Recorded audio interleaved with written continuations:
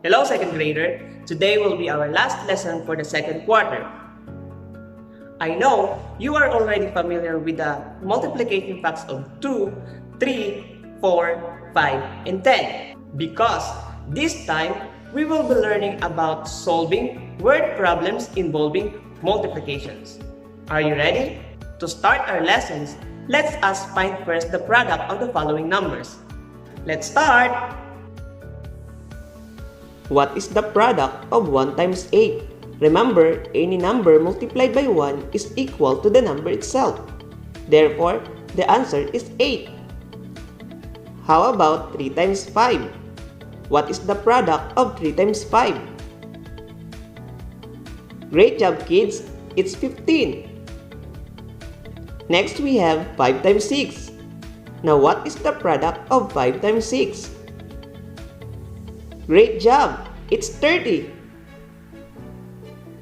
Another we have 4 times 9. What is the product of 4 times 9?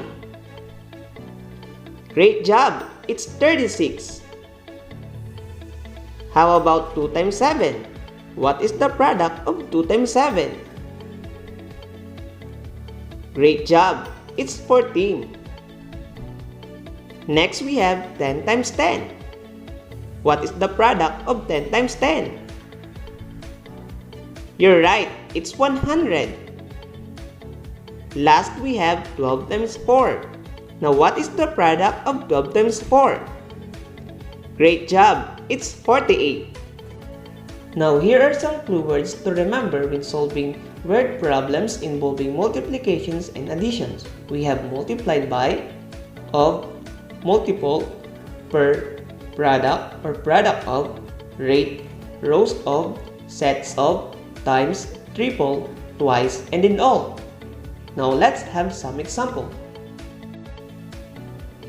Did you know that butterflies taste with their feet?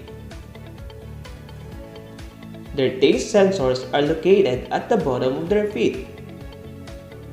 Now let's try to analyze this word problem. Wade went to a butterfly garden. In a glass container, he saw 8 caterpillars that will soon become butterflies. If there are 2 containers with the same number of caterpillars, how many caterpillars are there in all? To find the total number of caterpillars, we need to use the following steps in solving word problems. And these are: what are the given? What is asked? Operation, equation, solution, and the answer with the correct label. Let's start at what are the given. Let's look at the problem. What are the given numbers? Great job! We have 8 caterpillars in 2 containers. Next we have what is asked in the problem. That's correct. How many caterpillars are there in all? Next is the operation. What do you think is the operations to be used in order to solve this problem? Good job! It's multiplication. Let's write the equation or the number sentence. Always remember, children, in writing the number sentence or equations, the first factor will be the number of groups, and the second factor will be the number of objects in each group, then equals n. Let's take a look at the illustrations of this problem. So we have 2 containers with 8 caterpillars in each container. What do you think will be the equation? The first factor will be 2. How about the second factor? Great job! It's 8 because we have 8 caterpillars in each container. Now let's find the solution. To find the answer of this problem, you can choose whatever solutions you want as long as you will find the correct product or answer. So this time, we are going to use the skip counting by 2 until we reach the 8 multiple or 8 number. Now let's start counting. 2, 4, 6, 8, 10, 12, 14, 16. So therefore, the final answer will be 16 caterpillars in all. Now here is another problem. So we have Sarah bought 3 pencils for 8 pesos and 3 pad papers for 10 pesos. How much did she spend in all? Again, what are the given here in the problem? So the given here in the problems are 3 pencils for 8 pesos and 3 pad papers for 10 pesos.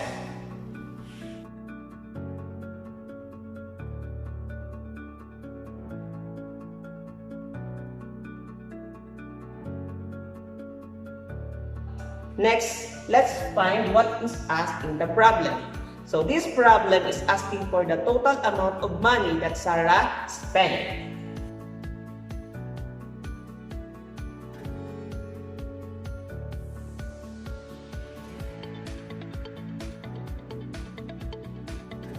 Next, what are the operations to be used here in the problem? So we are going to use here 2 operations, which are multiplication and addition.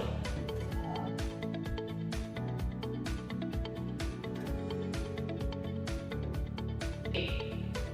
Next, the equation. So what is the equations here in the problem or the number sentence? So we can simply write this as 3 times 8 plus 3 times 10 is equal to n. As you can see, this equation or number sentence shows associative property of multiplication because we are using a parenthesis. So again, so when we are multiplying numbers, we are going to multiply first the numbers inside the parenthesis. Now let's find the solution. So we write this as 3 times 8 pesos plus 3 times 10 pesos is equal to n. So the first thing to do is we are going to multiply the number inside the parenthesis. So we have 3 times 8 pesos. So 3 times 8 is equal to 24. Plus 3 times 10 pesos is equal to 30 pesos. Now, let's put it to the addition. So 24 plus 30. So 4 plus 0 is equal to 4. Then 2 plus 3 is equal to 5. So we have an answer of 54. So therefore, Sarah spent 54 pesos in all. So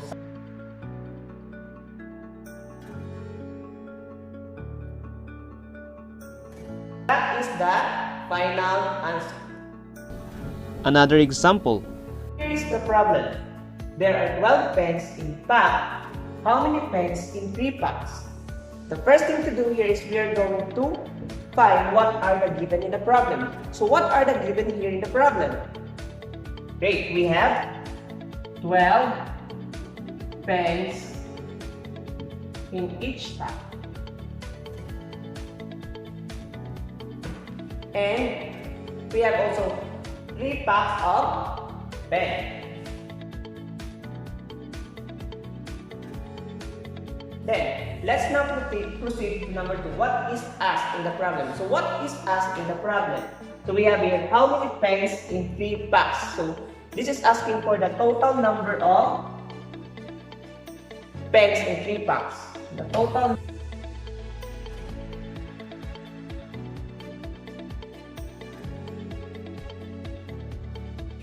Next, let's find the operation. So, what is the operations to be used?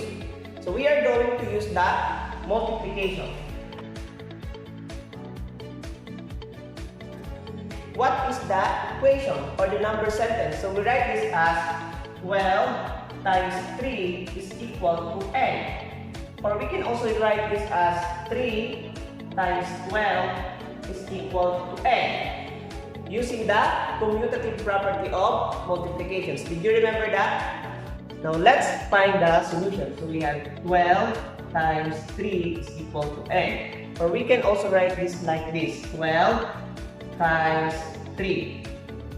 So the first thing to do is we are going to multiply first the digits in ones place. So we have 2 and 3. So 2 times 3, we have 6. Then multiply the number in the tens place. 1 times 3 is equal to 3. So therefore, we have the product of 36. So therefore, there are 36 pens in 3 packs. Did you get it?